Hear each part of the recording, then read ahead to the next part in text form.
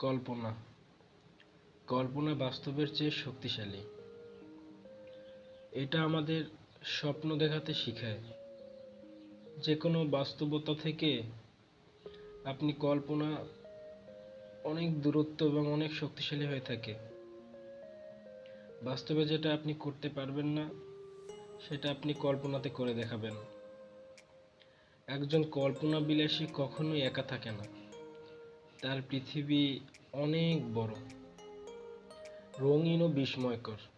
কল্পনা শুধু মস্তিষ্কের খেলা নয়, এটা হৃদয়ের ভাষা। যদি কল্পনা না থাকতো, তাহলে পৃথিবী কেবল ধূসর মরুভূমির মতো হতো। যেখানে বাস্তবতা থেমে যায়, সেখানে কল্পনা বহু দূরে চলে যায়। কল্পনা না থাকলে আসলে আপনি জীবনে অনেক কিছু থেকেই বঞ্চিত থাকতেন। একবার ভেবে দেখেন, কল্পনার কারণে আপনি অনেক দূর এগিয়ে গেছেন।